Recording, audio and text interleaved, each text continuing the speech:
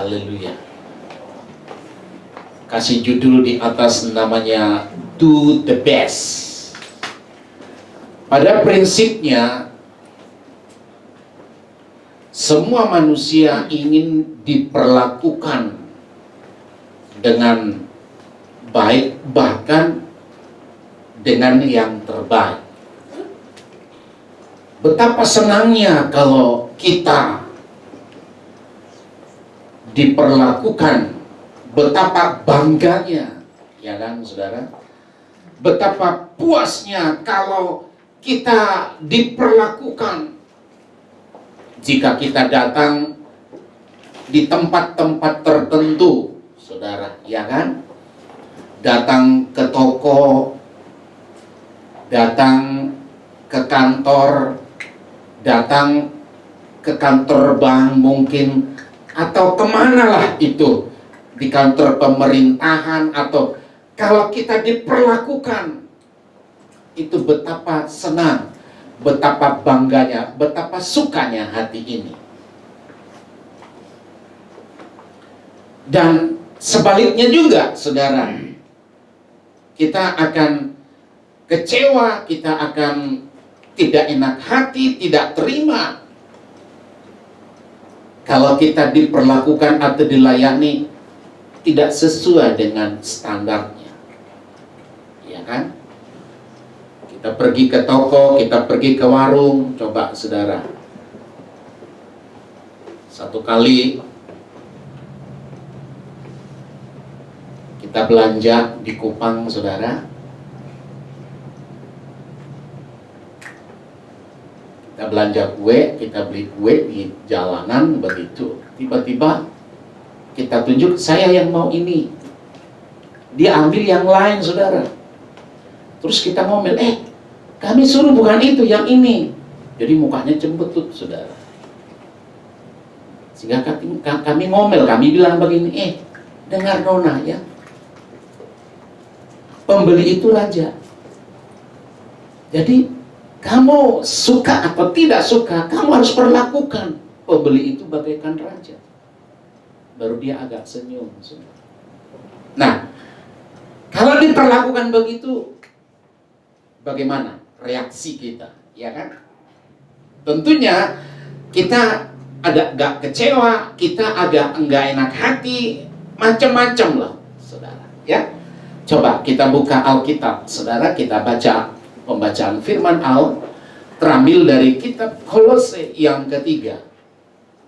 Ada di depan saudara, Kolose yang ketiga ayat 23 sampai yang ke-24. Ayo kita baca bersama-sama. 2, 3 ya. Apapun juga yang kamu perbuat, perbuatlah dengan segenap hatimu seperti untuk Tuhan dan bukan untuk manusia. Kamu tahu bahwa dari Tuhanlah kamu akan menerima bagian yang ditentukan bagimu sebagai upah. Kristus adalah Tuhan dan kamu hambanya. Apapun juga yang kamu perbuat. Nah, judulnya Do the Best. Mengapa penting bagi kita melakukan yang terbaik? Satu, dikatakan karena Tuhan sudah melakukan yang terbaik bagi kita. Amin atau amin ini, saudara? Kira-kira apa yang terbaik Tuhan kerjakan? Saya mau katakan begini, kita hadir ada di pagi ini, kita bersama-sama beribadah di pagi ini. Saya percaya ini karena Tuhan, ya. Ini karena campur tangan Allah, ini karena bagaimana Allah memperhatikan kita. Jadi, mengapa penting bagi kita melakukan yang terbaik? Karena Tuhan sudah melakukan yang terbaik bagi kita. Lebih daripada sekedar yang kita lihat ini.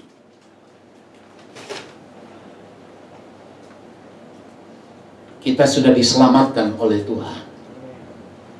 Ya, coba kita berjalan terus ya.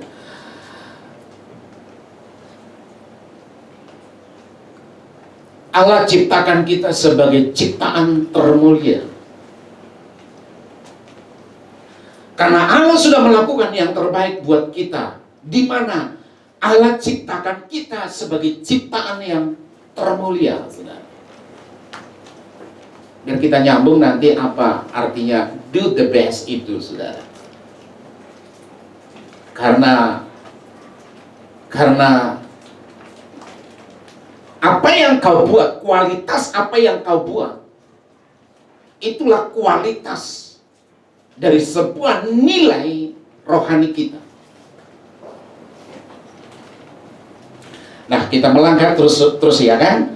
Mengapa penting bagi kita untuk melakukan yang karena Allah sudah melakukan yang terbaik buat kita. Karena kita diciptakan sebagai ciptaan yang mulia. Ya kan, saudara? Saya kalau coba belajar tentang penciptaan, saudara. Saudara tahu pada hari yang keberapa manusia diciptakan, saudara? Pada hari yang ke-6.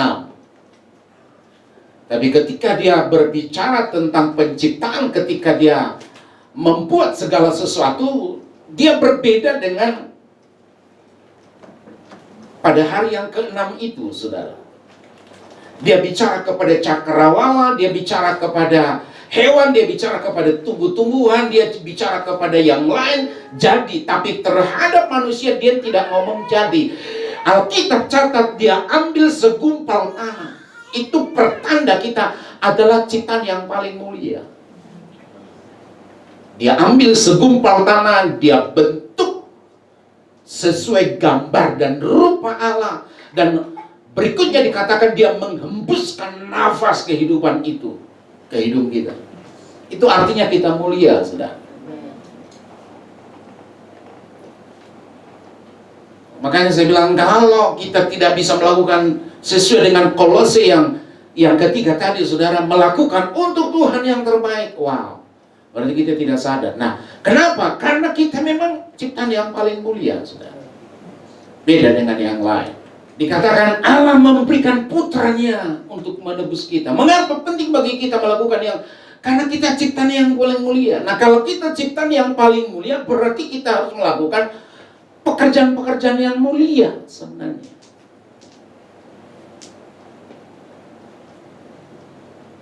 Gereja Tuhan harus melakukan pekerjaan-pekerjaan yang mulia. Kalau nanti kita coba buka Alkitab kita di dalam kitab Filipi yang keempat, saudara. Kitab Filipi yang keempat, apa itu, saudara, di sana? Filipi yang keempat, ayatnya yang ke-8. Jadi akhirnya, saudara-saudara, semua yang benar, semua yang mulia, semua yang adil, semua yang suci, semua yang manis, semua yang sedap, semua yang disebut kebajikan dan patut dipuji, pikirkan semuanya itu. Jadi apa yang benar, apa yang mulia. Nah, kalau kita adalah orang ciptaan yang paling mulia, tentunya kita adalah orang yang mulia, saudara. Kita bukan anak gampangan. Kalau di Ibrani yang ke-12, bukan anak gampangan. Dengan kata lain, bukan anak haram. Halo? Saudara adalah anak yang mulia. Anak yang spesial di Tuhan. Itu sebabnya kita harus melakukan yang terbaik kepada Tuhan. Jadi apa yang benar, apa yang mulia, apa yang sedap didengar. Apalagi, saudara, apa yang disebut kebajikan, kebaikan.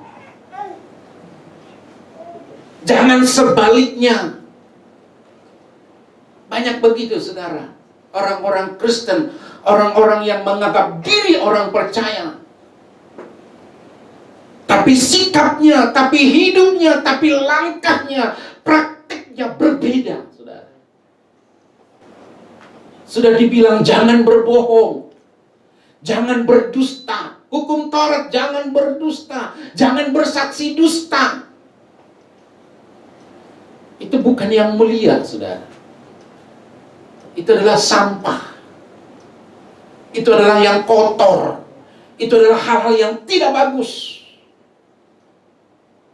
Sifat yang tidak bagus itu hanya anak-anak yang gampangan.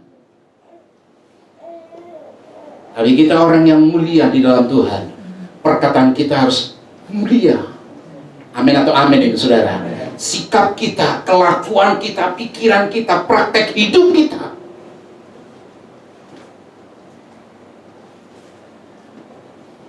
Yang kedua dikatakan, kenapa? Karena Tuhan telah melakukan yang terbaik. Karena kita ciptaan mulia. Yang kedua dikatakan, Allah memberikan putranya untuk menebus kita. Yohanes 3 ayat yang ke-16. Begitu besar kasih Allah akan dunia ini sehingga Ia mengaruniakan apa saudara? Anaknya satu-satunya. Agar setiap orang yang percaya kepadanya tidak binasa, tapi beroleh hidup yang kekal. Tuhan kasih Yesus kepada kita. Dengar baik, Tuhan kasih Yesus. Dia yang datang kepada kita. Dia yang berkorban kepada kita. Itu sebabnya kenapa kita harus melakukan yang terbaik. Karena dia sudah berkorban kepada kita. Haleluya. Nah, kalau dia sudah berkorban, tentunya kita harus memberikan yang terbaik sama Tuhan. Di segala aspek, di segala perjalanan, di semua hidup kita, kasih yang terbaik. Sesuai dengan Kolose 3 tadi itu. Mengapa penting bagi kita untuk melakukan yang terbaik? Karena Allah telah melakukan yang terbaik kepada kita. Yang kedua, saudara, karena setiap pekerjaan kita akan diuji. 1 Korintus 3 ayat yang ke-10, 15. Apa itu bunyinya di situ, saudara? Ayo kita baca bersama-sama 2 ayat 3 ya. Karena sesuai dengan kasih karunia Allah yang dianugerahkan padaku, aku sebagai seorang ahli bangunan yang cakep telah meletakkan dasar, dan orang lain membangun terus di atasnya. Tetapi tiap-tiap orang harus memperhatikan bagaimana ia harus membangun di atasnya. Karena tidak ada seorang pun yang dapat meletakkan dasar lain daripada dasar yang telah diletakkan, yaitu Yesus Kristus. Entahkah orang membangun di atas dasar ini dengan emas, perak, batu permata, kayu, rumput kering, atau jerami, sekali kelak pekerjaan, masing-masing orang akan nampak. karena hari Tuhan akan menyatakan, sebab Ia akan nampak dengan api, dan Bagaimana pekerjaan masing-masing orang akan diuji oleh api itu. Jika pekerjaan yang dibangun seseorang, ia akan mendapat. Jika pekerjaan, ia akan menderita kerugian, tetapi ia sendiri akan tetapi seperti dari, karena setiap pekerjaan diuji. Dasar apa? Ada 1, 2, 3, 4, 6. Yang pertama disebut emas, perak, batu permata, kayu, rumput, jerami. Satu kelak ini harus diuji, saudara. Mengapa penting bagi kita melakukan? Karena memang harus diuji, saudara. Saudara serius nggak dengan Tuhan? Saudara sungguh-sungguh nggak dengan Tuhan? Diuji. Nah, coba perhatikan. Pengujian ini adalah untuk membuktikan kualitas pelayanan rohani kita. Apakah jenis kualitas kita yang di atas itu? Ada jerami, ada rumput, ada kayu, ada batu, ada perak atau emas. Yang paling gampang terbakar di mana, saudara?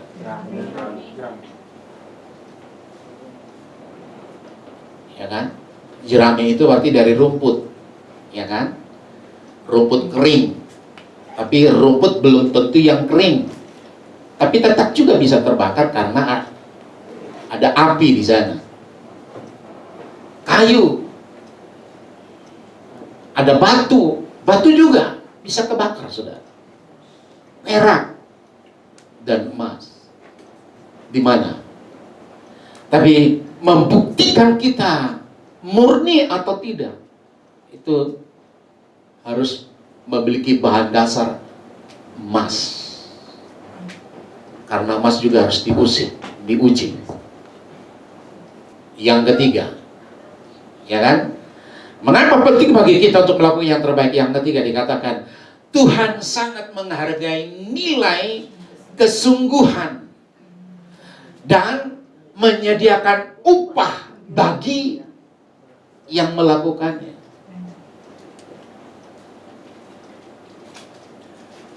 Ibrani 11 ayat yang ke-6. Apa di sana, saudara? Tetapi tanpa iman tidak mungkin orang berkenan, sebab barang siapa berpaling kepada Allah, ia harus percaya bahwa Allah ada. Terus? Dan bahwa Allah memberi upah kepada orang yang sungguh-sungguh mencari Dia. Jadi beriman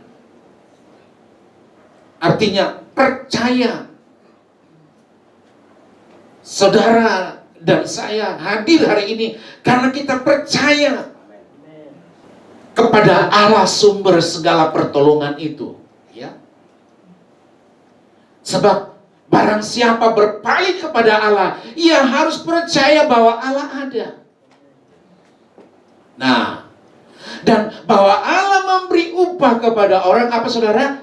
Jadi bukan hanya percaya, tapi orang yang bersungguh-sungguh, orang yang serius, orang yang betul-betul jerih lelahmu tidak sia-sia. 1 Korintus 15 ayat yang ke-58 itu. Jerih lelahmu nggak pernah sia-sia di dalam Tuhan. Camkan itu. 2 Tawarik 16 ayat 9. Apa, saudara? Karena mata Tuhan menjelajah seluruh untuk melimpahkan mereka yang sungguh hati terhadap Dia. Terus, dalam hal ini engkau telah berlaku bodoh. Oleh sebab itu mulai sekarang engkau akan mengalami. Saudara, kepada siapa ini? Ayat-ayat ini, saudara. Tapi Alkitab catat mata Tuhan ada di mana-mana. Tapi bagi orang yang sungguh-sungguh, dia pasti memberi upah. Dia memprotek, saudara. Dia memperhatikan kita. Dimanapun kita ada, apapun kondisimu, situasi apapun yang kita hadapi, Alkitab catat mata Allah menjelajah di bumi ini. Jadi yang ketiga dikatakan Tuhan konsen atau menghargai nilai kesungguhan dan menyediakan upah bagi yang melakukannya. Saya percaya saudara dan saya yang sudah hadir di pagi hari yang berbahagia ini, kenapa kita harus melakukan yang terbaik kepada Tuhan? Karena Tuhan konsen kepada orang yang sungguh-sungguh. Ya, dalam hal apa kita perlu bersungguh-sungguh? Dikatakan mengasihi Tuhan dan sesama. Markus yang ke-12 ayat 30 sampai 31. Apa itu, saudara? Coba kita perhatikan, saudara. Markus 12 ayat 30 dan 31.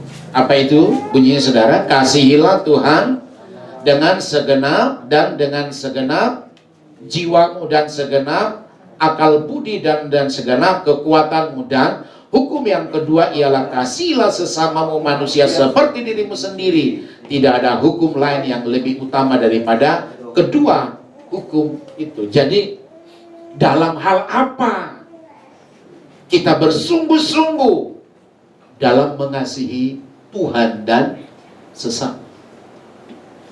Makanya salib itu ada yang vertikal, ada yang horizontal. Mana lebih panjang, yang vertikal atau yang horizontal? Mana yang lebih panjang? Atau sama-sama panjang? Salib itu tidak sama panjangnya. Arti yang horizontal itu lebih panjang. Berarti lebih utama, lebih panjang, lebih dalam. Kalau Paulus menjelaskan betapa dalamnya, betapa lebarnya, betapa panjang dan luasnya kasih Allah.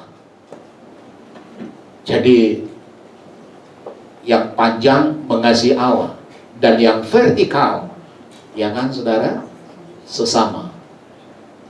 Tapi tak mungkin kita bisa mengasihi sesama sebelum kita mengasihi Tuhan. Jadi kenapa dalam hal apa saja kita perlu bersungguh-sungguh mengasihi Tuhan?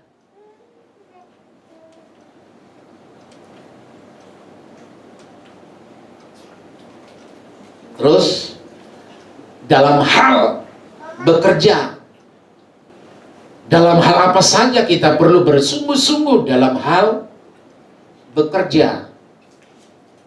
Lihat tentang talenta, Matius 25 ayatnya yang ke-21. Talenta harus dikerjakan. Coba kita baca saudara, Matius 25 ayatnya yang ke-21. Apa itu bunyinya saudara?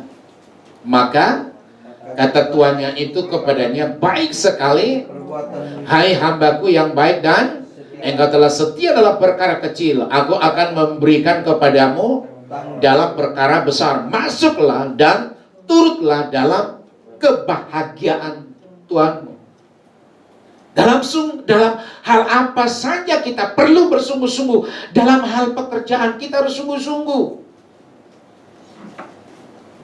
Dari sana Allah bisa bekerja.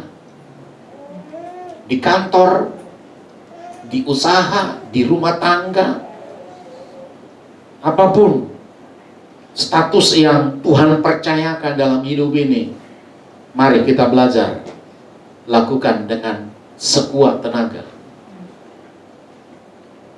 Dalam hal bekerja, ibu rumah tangga, ya.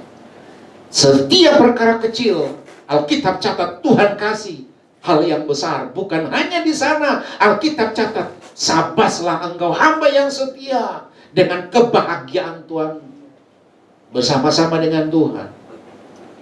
Kalau engkau bertanggung jawab dalam pekerjaan dengan sungguh-sungguh, maka saya bilang serius dalam pekerjaan.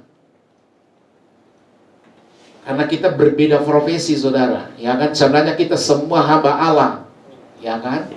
Cuman berbeda profesi aja. Saya di ladang Tuhan, saudara di ladang masing-masing, ya kan? Tapi tetap kita hamba Allah di sana.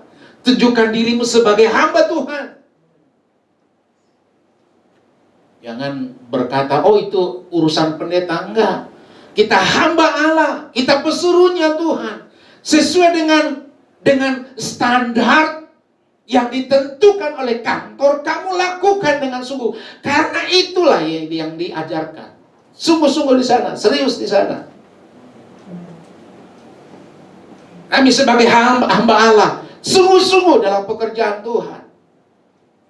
Sebagai pengkhotbah, sungguh-sungguh berkhotbah.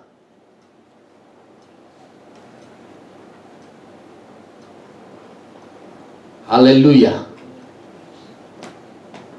Suatu kelak Tuhan akan berbicara, hai hamba yang setia. Saudara, suka nggak nanti dengar perkataan ini saudara, ya kan? Saya senang sekali untuk mendengar hal ini nanti. Engkau telah setia dalam hal yang kecil, aku akan berikan perkara yang besar. Sorga itu perkara yang besar saudara, itu bukan yang main-main. Jangan bilang, ya kan, bagaimana engkau bisa menikmati sorga selama bumi pun engkau mengalami neraka. Nggak yakin saya itu. Bagaimana engkau bisa mengalami suasana sorga sementara engkau di bumi suasana neraka yang kita alami? Wow, nggak nyambung itu, nggak nyambung. Sorga kecil di bumi ini. Tapi sorga yang akan dinyatakan kelak nanti, yang tidak ada lagi sakit, tidak lagi penderitaan, tidak lagi kesengsaraan, tapi ada sukacita. Tapi bagaimana itu Tuhan percayakan kelak? Engkau belajar di muka bumi ini mengalami sorga kecil. Haleluya atau haleluya, saudara. Ada damai di hati kita, ada sukacita di hati kita. Banyak orang bermimpi ke sorga, dikirain sorga itu seperti yang di bumi. No. Saudara rindu ke sorga, tapi saudara berantem terus. Tidak ada sejahtera, tidak ada sukacita. Uring-uringan. Apalagi hangot-hangotan. Lantas saudara bermimpi nanti ke surga. Nah, ini Alkitab udah bilang, engkau setiap perkara yang kecil. Itu bicara tentang suasana di muka bumi ini. Haleluya. Tapi ada alamiahnya perjalanan ini, saudara. Sama dengan anak kecil, lahir nggak langsung dikasih sesuatu untuk diberikan, enggak. Tapi alamiahnya terus beranjak. Usia 5 tahun, 10 tahun, 12 tahun, sampai 20 tahun. Sampai dia bisa dipercayakan sesuatu. Kita belajar, ya kan saudara? Saudara perhatikan ini, saudara. Jadi kita belajar setia di muka bumi ini. Setia alami, karena sorga pun bisa dinyatakan di muka bumi. Doa Bapa kami itu, datanglah kerajaanmu di bumi seperti di sorga. Bagaimana kita mengalami sorga, saudara? Haleluya. Jadi dalam hal apa saja kita perlu bersungguh-sungguh. Dalam hal pekerjaan, di pekerjaan juga harus sukacita. Amin atau amin, saudara. Walaupun ada tekanan, ingat ada Roh Kudus, ada Tuhan di sana. Tidak perlu takut, tidak perlu bimbang, tidak perlu kecewa di sana. Ada Tuhan yang memberikan penghiburan, yang memberikan kekuatan, yang memberikan semangat dalam hal pelayanan. Saya pun demikian. Dalam hidup ini saya menguatkan hati karena aku percaya ada Tuhan yang bertanggung jawab dalam hidupku. Itu sebabnya perlu bersungguh-sungguh, perlu bersukacita. Kalau saudara nggak bersukacita, wah, rugi saudara. Haleluya. Dalam hal apa? Dalam hal melayani. 2 Tawarik. Coba kita perhatikan ini.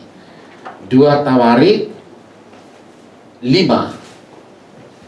Apa itu bunyinya, saudara? Lalu para imam keluar dari tempat kudus. Para imam yang ada pada waktu itu semua telah menguduskan, lepas dari giliran rombongan masing-masing. Demikian pula para penyanyi, orang Lewi semuanya hadir, yakni Asaf, Heman, Yedutun, beserta anak-anak dan saudara-saudaranya. Mereka berdiri di sebelah timur mezbah, berpakaian lenan halus dan dengan seceracap gambus, dan bersama-sama 120 imam peniup nafiri. Lalu para peniup nafiri dan para penyanyi itu serentak memperdengarkan paduan suaranya untuk menyanyikan puji-pujian dan syukur kepada Allah. Mereka menyaringkan suara dengan nafiri, ceracap, alat-alat musik sambil memuji Tuhan dengan sebab ia baik bahwasanya untuk selama-lamanya kasih setianya. Pada ketika itu rumah itu, yakni rumah Tuhan, dipenuhi awan, sehingga imam-imam itu tidak tahan berdiri untuk menyelenggarakan kebaktian oleh karena awan itu, sebab kemuliaan Tuhan memenuhi rumah Tuhan. Dalam hal apa saja? Dalam hal melayani.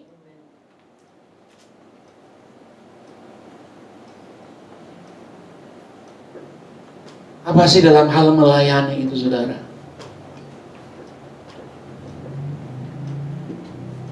Tidak selamanya bicara tentang di mimbar ini, saudara. Tidak selamanya berbicara tentang di luar. Sebenarnya dalam hal melayani, sesuai dengan Kolose 3 ayat yang ke-23 tadi itu, saudara. Apa dikatakan sana saudara? Kolose 3 ayat 23 itu apa saudara di sana? Ada salah satu, baca dulu, ada? Kolose 3 ayat yang ke-23. Apa itu bunyinya saudara? Halo? Apa juga yang kamu perbuat dengan segenap hatimu, seperti untuk Tuhan dan bukan Iya. untuk manusia. Di segenap lapisan. Apapun yang kamu perbuat, perbuatlah itu untuk Tuhan dengan segenap hati. Perhatikan yang melayani, perhatikan imam dan Lewi ini yang melayani. Sampai turun awan, hadirat Allah, mereka alami kuasa Allah dalam hal melayani. Tidak sekedar senangnya engkau harus nangis di kaki Tuhan. Amin atau amin ini saudara? Biar kelihatan do the best. Benar nggak kau melakukan yang terbaik sama Tuhan? Atau sekedar saja? Perhatikan, do the best. Kata the best itu beda dengan kata good, baik. Kenapa nggak dikatakan do the good? Tentang nilai yang baik itu pun ada tingkat-tingkatannya saudara. The best lah tingkatan yang paling tinggi. Perbuatan yang kita harus lakukan.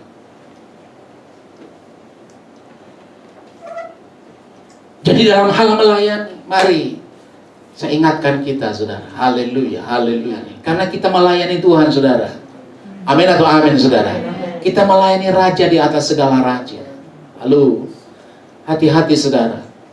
Kalau kita belanja ke warung, saudara nggak diperlakukan, saudara akan kecewa. Bagaimana kalau kita dengan Tuhan?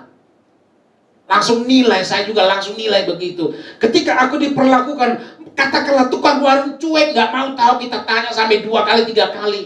Bagaimana perasaan kita? Anda bisa tarik nggak dalam hidup ini? Bagaimana aku dengan Tuhan? Sering mengecewakan Tuhan. Itu kelihatan dari model pelayanan itu. Tuhan nggak cari orang pintar, nggak cari orang kaya. Iya. Tapi setelah engkau mengenal Tuhan, engkau pasti kaya. Kaya mengasihi, kaya mengampuni. Apalagi kaya memberi. Ini mah enggak. Udah lama jadi orang Kristen, merditnya mah iya. Perhitungannya mah iya.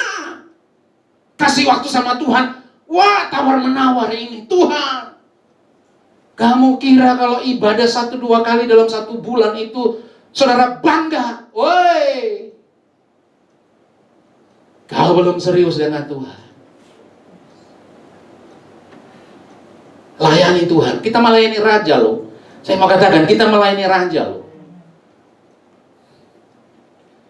Cara saya berpikir begitu.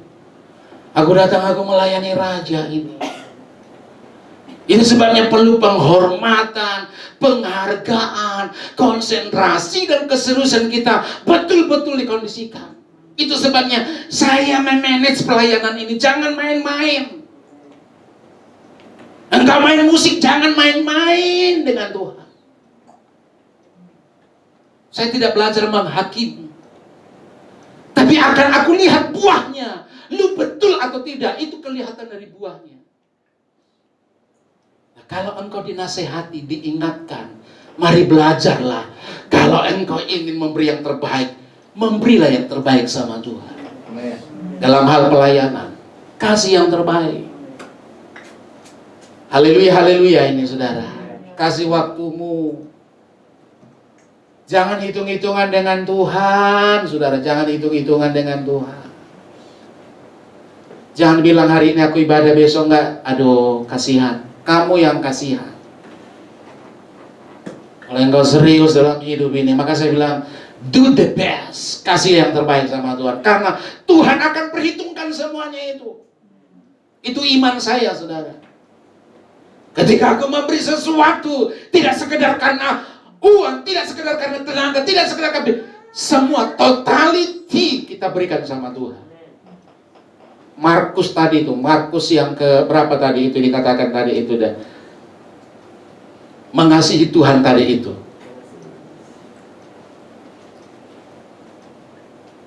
Markus 12 itu ayat 30 dan 31. Mengasihi Allah dengan segenap hati. Aduh, kalau saya bahas itu banyak ini kita harus ditegur. Dalam hal apa saja kita perlu bersungguh-sungguh? Dalam hal melayani. Sudah betul. Maka saya bilang, bukan kan memang iya, tidak sekedar karena pintar, tidak sekedar karena tampil, tapi buktikan ada awan gak di sana? Halo? Ada awan kemuliaan Allah gak di sana? Lepas dari apa persoalanmu, lepas dari apa beban yang kau bawa kepada Tuhan, sebenarnya ketika kau duduk di sini, engkau pasti mengalami awan urapan Allah itu. Kalau tidak, engkau dipertanyakan di sini. Engkau belum bersungguh-sungguh dengan Tuhan. Tapi hari ini kita belajar bersungguh-sungguh. Haleluya, saudara. Imam, orang Lewi, mereka menyelenggarakan sebuah ibadah. Karena ini bicara penghabisan bait Allah. Saya percaya nilainya tidak pernah berubah. Nilainya akan kekal selama-lamanya. Hadirat Allah tidak pernah berubah. Dinikmati, dialami, ada hadirat Allah, ada awan di sana. Sampai mereka tidak kuat, tidak tahan. Ada hadirat Allah. Ini yang harus kita tegakkan dalam hidup ini.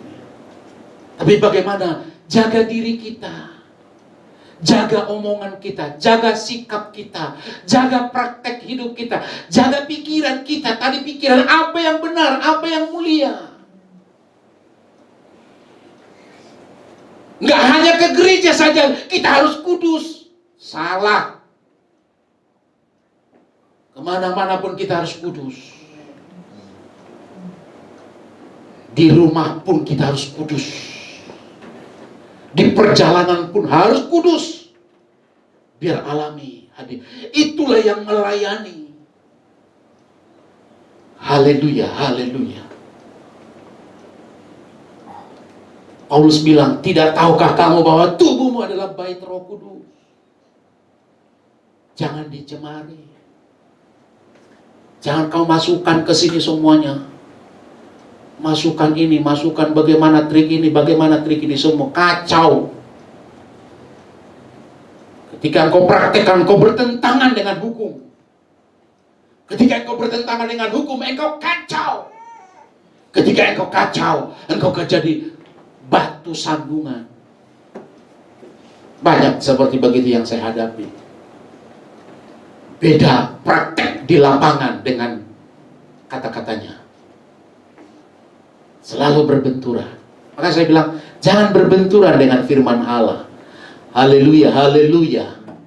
Jangan berbenturan. Saya percaya Tuhan gak pernah salah, saudara. Gak pernah salah Tuhan memanggil kita. Aku yakin itu. Kalau engkau, dengar nih anak-anak ya, dengar anak-anak. Kalau engkau masih berbenturan dengan papa mamamu, berarti engkau dengan Tuhan ada yang salah. Dengarin. Kalau engkau jemaat masih berbenturan dengan gembalamu, berarti engkau hubunganmu dengan Tuhan ada masalah.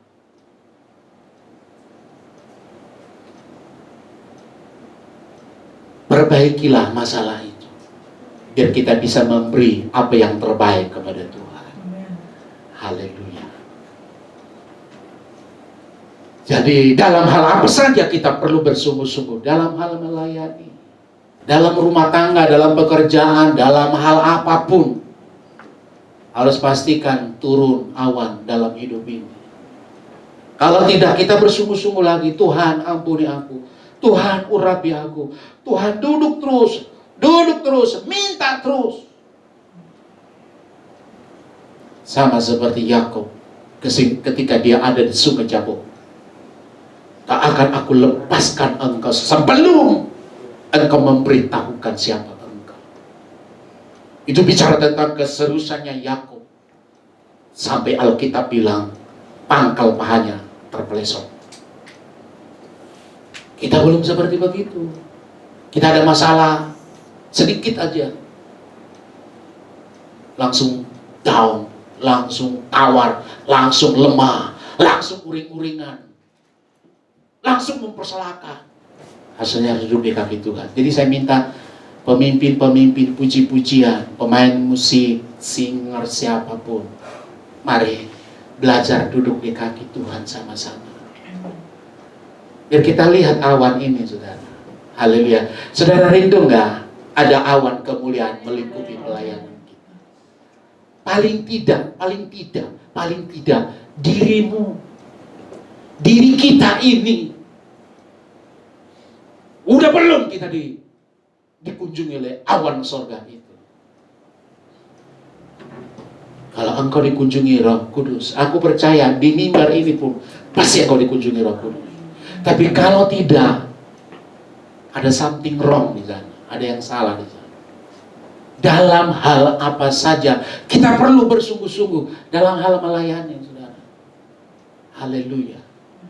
Jangan sampai orang bilang begini, mati tikus dalam lumbung, nggak mengalami sesuatu, tapi kita dicap gereja yang penuh dengan roh, nggak mengalami sesuatu. Ada yang salah di sana. Saya seperti begitu saya berpikirnya saya. Aku punya Allah yang dahsyat, aku punya Tuhan yang luar biasa, tapi aku tidak pernah dahsyat dan luar biasa. Berarti ada yang salah di pemahaman saya ini. Ini mindset kita ini harus dirubah. Haleluya, haleluya. Terus dalam hal memberi dan berkorban,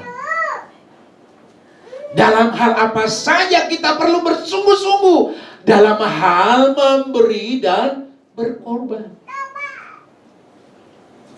Coba Kejadian 4. Kejadian 4 ayatnya yang ke-3 dan 4. Kejadian 4 ayat 3 dan 4. Apa dikatakan di sana, saudara? Setelah beberapa waktu lamanya, maka Kain mempersembahkan sebagian dari, terus sebagai korban, terus Habil juga mempersembahkan korban persembahan dari, terus yakni lemaknya. Maka Tuhan mengindahkan Habil dan korban persembahannya itu. Dalam hal apa saja kita perlu bersungguh-sungguh, itu bicara tentang memberi dan berkorban. Pertanyaan saya, korban yang sungguh-sungguh itu apa, saudara? Lu, korban yang sungguh-sungguh di mata Tuhan itu apa? Nyawa. Coba buka Roma 12. Apa itu bunyinya, saudara? Karena itu, saudara-saudara, demi kemurahan Allah, aku menasihatkan kamu supaya kamu sebagai persembahan kudus dan berkenan kepada Allah. Terus, itu adalah ibadahmu. Saudara bisa membedakan bagaimana persembahan Kain, bagaimana persembahan Habil. Korban. Saudara tahu korban itu bicara apa, saudara? Halo? Korban. Kalau disebut berkorban itu bicara apa? Indonesia berkorban untuk perjuangan. Itu bicara apa, saudara? Indonesia berkorban untuk memperjuangkan kemerdekaan. Itu bicara tentang nyawa, saudara.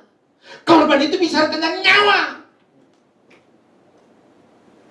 Kenapa persembahan Kain tidak diterima Tuhan? Karena Kain salah untuk mendefinisikan tentang korban itu. Kenapa Habil diterima Tuhan? Karena si Habil mengerti apa arti korban untuk Tuhan. Itu bicara nyawa, berarti harus mengorbankan binatang, bukan tumbuh-tumbuhan. Karena tumbuh-tumbuhan tidak ada darahnya. Jadi Jadi bicara tentang korban itu bicara tentang nyawa. Kalau kita pelajari Paulus menjelaskan dalam kitab Roma yang ke-12, tubuh kita menjadi persembahan yang kudus. Terus saudara dikatakan di sana persembahan yang hidup, terus yang berkenan kepada Allah. Itu ibadah kita yang sejati. Kita duduk, kita hadir, belum korban itu saudara. Nah kalau kita masih hitung-hitungan untuk ibadah, untuk memberi sesuatu, bicara korban, itu bicara tentang nyawa. Sudah belum kita taruh hidup kita di dalam tangan Tuhan. Korban yang Tuhan mau. Seperti Abraham, bahwa Ishak itu korban. Oke lah. Masalah pemberian. Udah korban belum? Jangan salah ini ya. Kau memberi sama Tuhan, kau masih kasih sisa-sisa, masih kasih yang kalau saya teruskan. Kalau memang mari kita memberi, kasih memberi yang terbaik. Saya mau katakan bukan bicara tentang banyaknya ya, tapi kasih yang terbaik. Saya belajar seperti begitu, yang walaupun memang masih banyak, ya masih banyak tantangan yang harus kasih yang terbaik. Kalau tubuh kita ini udah kita kasih, sebenarnya yang lain-lain kan sebenarnya nggak berat sebenarnya, tergantung mindset kita. Kalau bicara memberi berkorban, inilah maksudnya nyawa. Itu korban di dalam Tuhan. Makanya orang Israel setiap mau pergi itu harus bawa korban. Ada 3 jenis korban menurut strata ekonomi mereka. Ada yang bawa lembu, ada yang bawa domba, ada yang bawa burung tekukur. Nah kalau burung tekukur itu orang miskin. Kalau domba, kambing itu ya kelas menengah lah. Tapi yang kaya itu harus ada namanya lembu, sapi. Bagaimana Tuhan mau angkat? Bagaimana penggenapan? Masalah korban kita harus ngerti, saudara. Amin atau amin ya saudara, jemaat Tuhan. Nah, lari lagi ke persembahan. Iya. Haleluya. Mudah-mudahan kita bisa. Itu artinya do the best. Lakukan, kerjakan, perbuatlah yang terbaik. Makanya ada produk sepatu, motonya. Sepatu apa itu saudara? Do it. Ya kan? Itu motonya merek sepatu apa itu? Menyelesaikan masalah tanpa masalah. Itu moto bagus itu.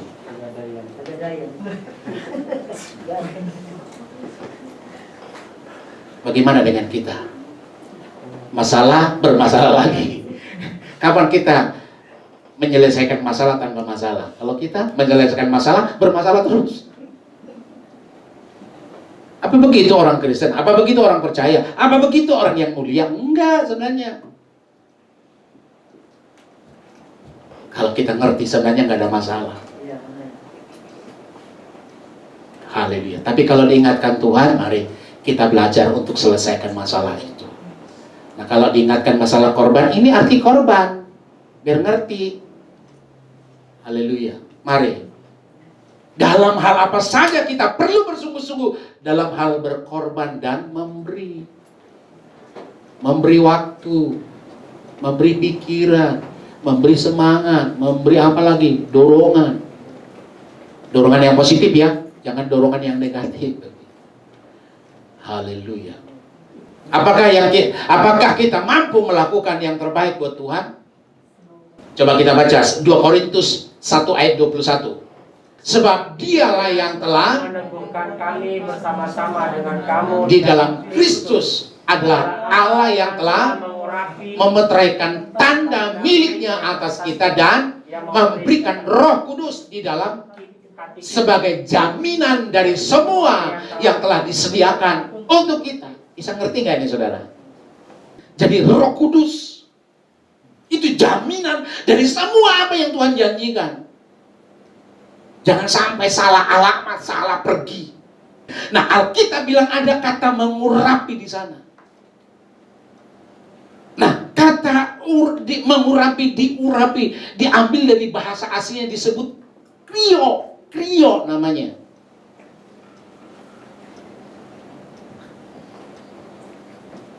Apa itu krio itu, saudara ya? Dikatakan di sana mengolesi dengan minyak. Nah, itu minyak itu yang saya khotbahkan minggu kemarin. Artinya apa? Dikuduskan, dilantik untuk di sebuah tugas ilahi, atau diperlengkapi, atau diberi kemampuan ilahi. Tuhan kasih kemampuan dalam hidup kita nih, saudara. Yakin dah? Tuhan kasih kemampuan dalam. Itu sebabnya kita nggak perlu takut sebenarnya. Iring Tuhan. Nggak perlu banyak buat negosiasi dengan Allah. Nggak perlu. Karena ada jaminan yang sesungguhnya. Ada jaminan itu. Urapan itu jaminan bagi kita. Saya bilang, itu makanya ini cek ini jaminan, itu kekayaan Allah. Roh Kudus memperlengkapi kita. Haleluya, haleluya. Apakah kita mampu melakukannya? Karena kita diurapi, itu yang pertama. Yang kedua, ya kan? Nah, kalau kita pelajari proses pengurapan Daud ini, 1 Samuel itu, terus dampak dari pengurapan Daud itu dipakai, jadi bisa mengalahkan si Goliat. Prosesnya itu ada Nabi Samuel di sana.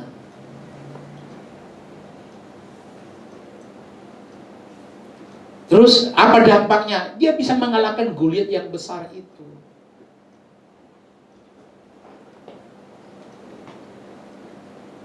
Siapa Goliat yang besar kita? Corona kah? Haleluya. Ya saudara, seperti Goliat yang besar si Corona ini kan? Goliat yang besar Tuhan. Nah, tadi ada urapan. Yang kedua, ada Roh Kudus. Roh Kudus adalah oknum pribadi Allah dan kuasa Allah yang menolong dan memampukan kita untuk melakukan segala hal dan yang terbaik kepada Dia. Jadi ada Roh Kudus untuk menolong dan memberkati kita. Haleluya.